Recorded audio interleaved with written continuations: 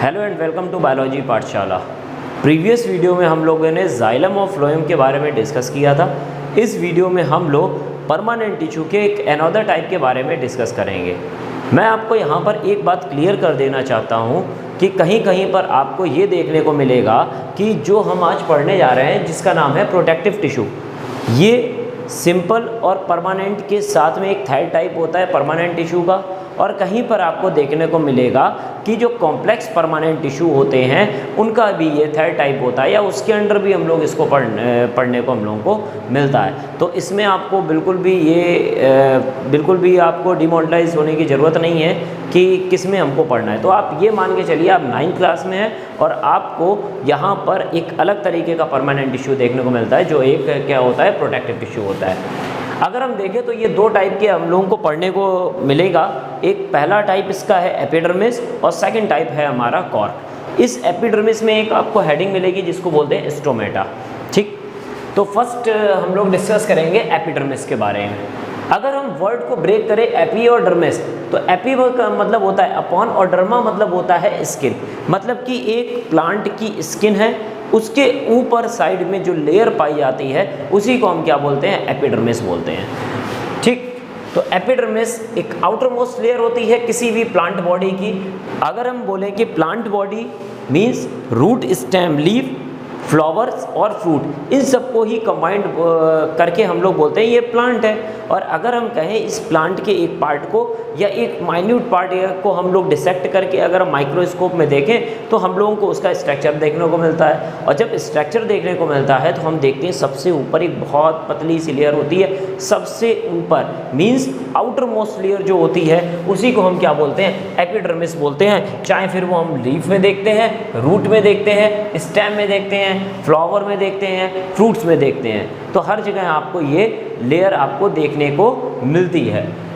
उसके बाद एपिडर्मिस कैसी होती है, वन सेल थिक होती है। जैसे मैंने एक डायग्राम बनाया है जिसमें ये जो लेयर आपको देखने को मिलेगी, ये सेल, ये सेल, ये सेल, मीन्स कहीं ना कहीं ये एक पूरी की पूरी एक सेल है, ये पूरी की पूरी एक सेल है, ये पूरी की पूरी एक सेल है। मीन्स यहाँ पर ऐसा तो है नहीं कि इस सेल के बाद में ऐसी ही सेल एक और आपको देखने को मिल रही हो।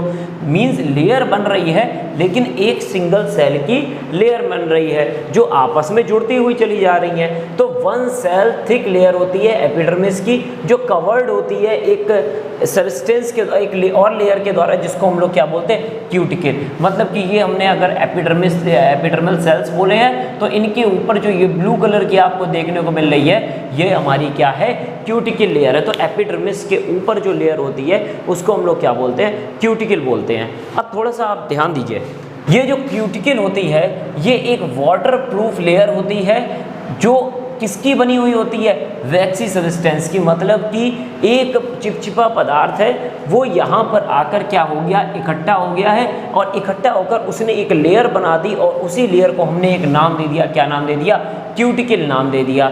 लेकिन एक क्वेश्चन अराइज होता है, ये वैक्सी सब्सटेंस किसने निकाला? तो किसने निकाला था, ये वैक्सी सब्सटेंस इन्हीं एपिडर्मल सेल्स के निकाला हुआ है और इस वैक्सी सब्सटेंस का नाम है क्यूटिन। तो हम लोगों को यहाँ पर ये बात समझ में आई है कि सबसे प्लांट बॉडी की सबसे आउटर मोस्ट लेयर एपिडर्मिस होती है। इस एपिडर्मिस के ऊपर एक वैक्सी सब्सटेंस की एक लेयर बन जाती है जो खुद एपिडर्मिस की सेल्स क्या करती हैं, सीक्रीट करती हैं, और इस वैक्सी सब्सटेंस को हम लोग बोलते हैं क्यूटिन। और इस लेयर क्यूटिन से बनी हुई जो वैक्सी सब्सटेंस की लेयर है उसको बोलते हैं क्यूटिकल। अब दिमाग में ये क्वेश्चन, एपिडर्मल सेल्स ने ऐसा क्यों करा, तो कहीं ना कहीं इसके फंक्शन के बारे में बात करते हैं। तो क्यूटिन का जो मेन फंक्शन होता है वो एपिडर्मिस की हेल्प करना होता है। अच्छा, एपिडर्मिस की हेल्प करेगी तो किस काम में करेगी, reduce the rate of transpiration. Transpiration के रेट को या गति को धीमा करने में काम करेगी। अब तुरंत दिमाग में आया ये ट्रांसपायरेशन क्या होता है। ट्रांसपायरेशन वो मतलब होता है प्लांट से एक्स्ट्रा वाटर का बाहर निकलना, means extra removal of water from the plant. देखिए प्लांट के अंदर रूट है, प्लांट में क्या है, रूट है, वाटर को एब्जॉर्ब कर रही है, जाइलम वाटर को ऊपर पहुंचा रहा है। अब ज़्यादा क्वांटिटी में वाटर हो गया, अब प्लांट के अंदर इतनी सारी एक्टिविटी होती हैं तो कहीं ना कहीं वेस्ट मटेरियल भी निकलेगा। तो वेस्ट मटेरियल क्या होता है, प्लांट के इन्हीं वाटर में चला जाता है, कुछ वो क्या हो जाता है ट्रांसपायरेशन के द्वारा बाहर निकाल दिया जाता है। तो एक्स्ट्रा रिमूवल ऑफ वाटर के जो हमारा होता है वो क्या कहलाता है, ट्रांसपायरेशन कहलाता है, जिसकी हेल्प ये प्रोसेस को क्या बोलते हैं, ट्रांसपायरेशन। लेकिन अगर ज़्यादा वाटर निकल जाएगा तो प्लांट में डेफिशिएंसी भी तो हो सकती है, तो इसी एक्स्ट्रा वाटर को रिमूव ना हो पाए उतना हो जितना ठीक है, लेकिन अगर ठीक से ज़्यादा अगर पानी बाहर चला गया तो प्लांट में वाटर की कमी हो जाएगी, और प्लांट में अगर वाटर की कमी हो गई तो बहुत सारी एक्टिविटी जो है वो नहीं हो पाएंगी, जिस कारण प्लांट की डेथ हो जाएगी। तो उससे बचाने के लिए एपिडर्मिस ने कहा कि भैया हम एक लेयर सीक्रेट कर ले रहे हैं जिससे एक्स्ट्रा पानी बाहर ना निकल पाए। ठीक, ये हमारा फर्स्ट काम हो गया क्यूटिन का। अब क्यूटिन का सेकंड काम क्या होता है, एंट्री ऑफ पैथोजन को क्या करना, रोक देना।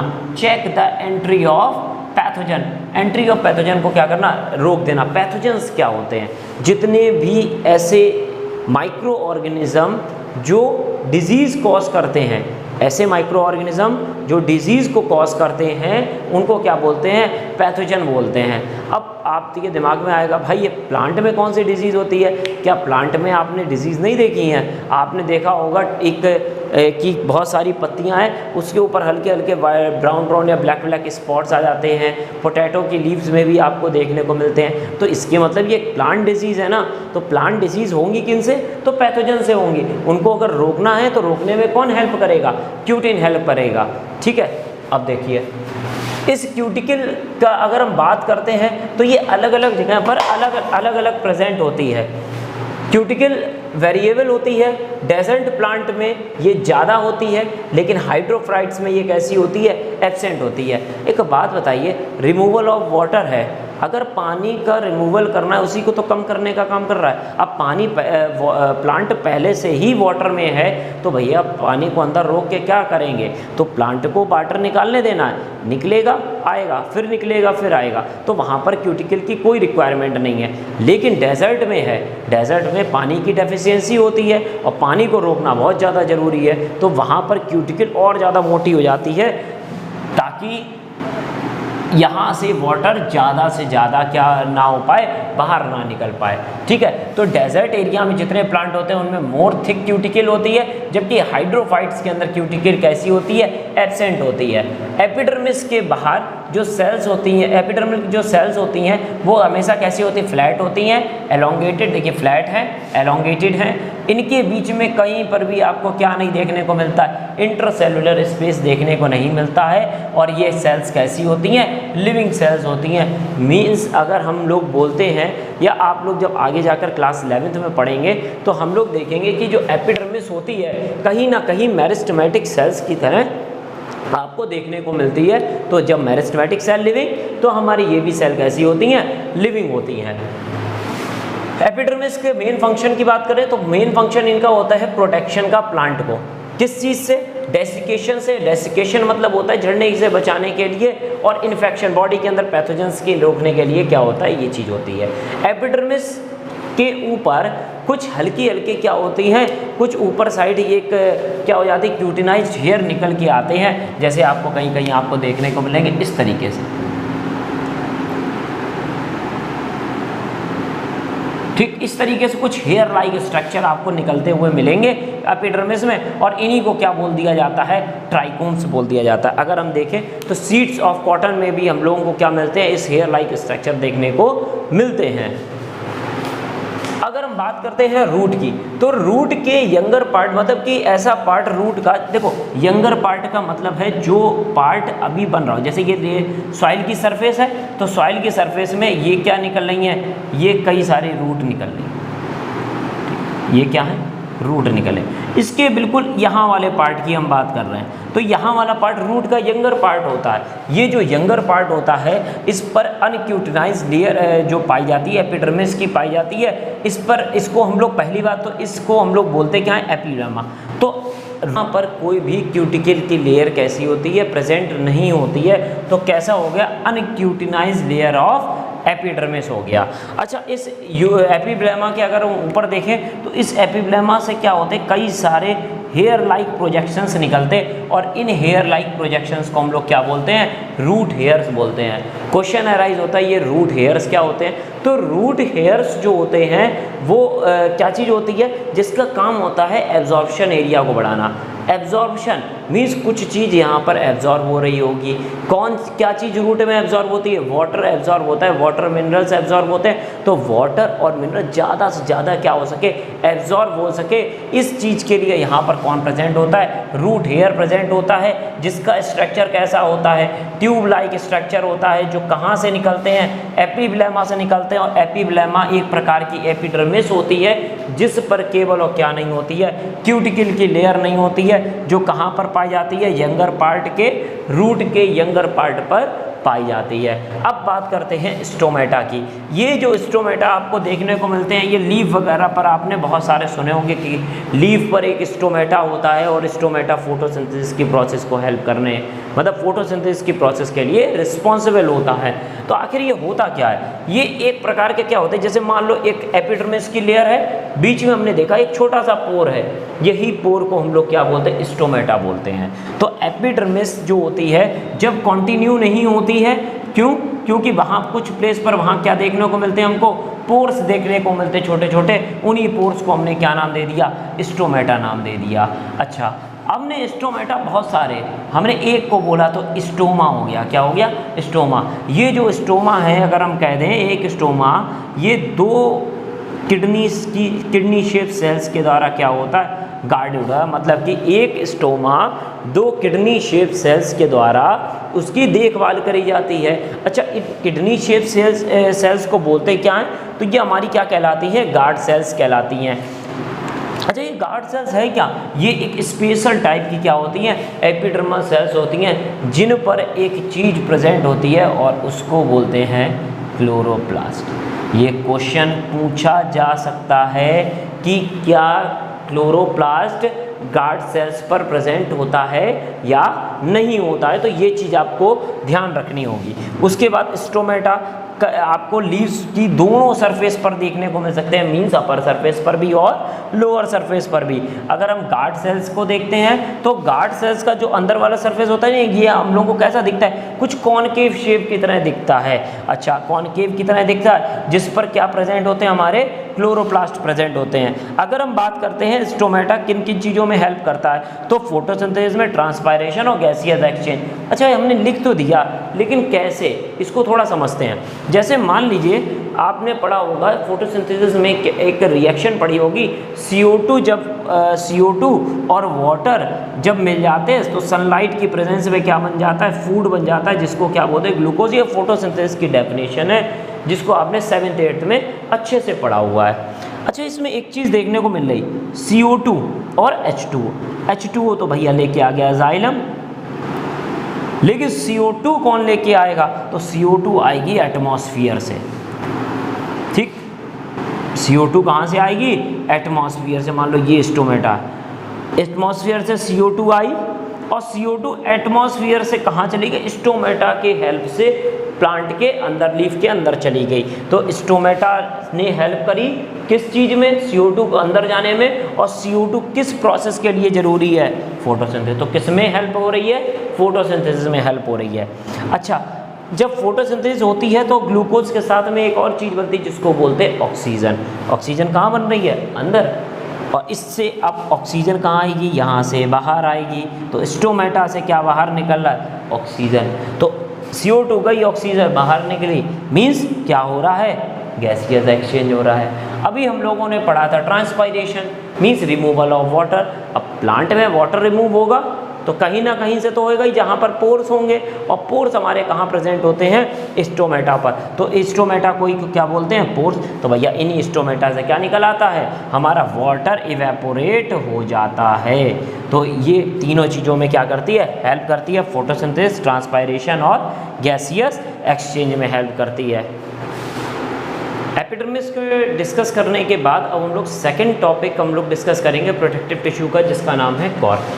कॉर्क एक प्रोटेक्टिव टिश्यू होता है, जो सबसे बाहर होता है, तो आउटर प्रोटेक्टिव टिश्यू होता है, लेकिन किसमें, जो स्टेम्स बहुत पुरानी हो जाती हैं, जो रूट्स बहुत पुरानी हो जाती हैं, उनमें हमको एक अनदर टाइप का प्रोटेक्टिव टिश्यू देखने को मिलता है, जो हमारा क्या होता है, कॉर्क होता है। अगर हम बात करें तो कॉर्क को एक और नाम से भी जानते हैं, जिसका नाम क्या होता है, बार्क। अब ये बनता कैसे है, हम लोगों ने मेरिस्टेमेटिक टिश्यू में हम लोगों ने देखा था कि विड्थ को बढ़ाने के लिए एक मेरिस्टेमेटिक टिश्यू होता है, जिसको हम लोग बोलते हैं लेटरल मेरिस्टेमेटिक टिश्यू।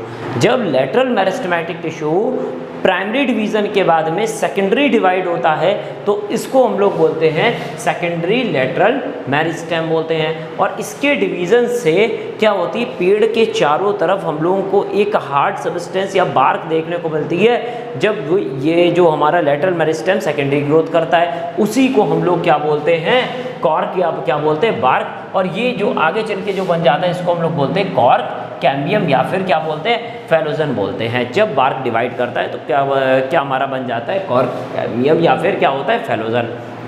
ये अंदर बन रहा है। हमने देखा कि जब अंदर से ये लेटरल मेरिस्टेम डिवाइड हो रहा है, तो ये दो चीज़ें देता है। आउटर साइड जो है वो कॉर्क बनाता है, और अंदर साइड जो है वो क्या बनाता है, सेकेंडरी कॉर्टेक्स बनाता है।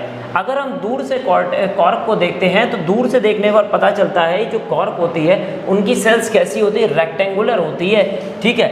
और ये दूर से देखने पर हमको पता चलता है कि रेक्टेंगुलर सेल्स एक के ऊपर एक भाई लगी जा रही हैं, और बहुत सारी एक लंबी लेयर होती है। इसीलिए जब हम लोग पेड़ को कभी भी, जब हम लोगों ने कुल्हाड़ी से काटते हुए देखा, तो बहुत मोटी लेयर होती है।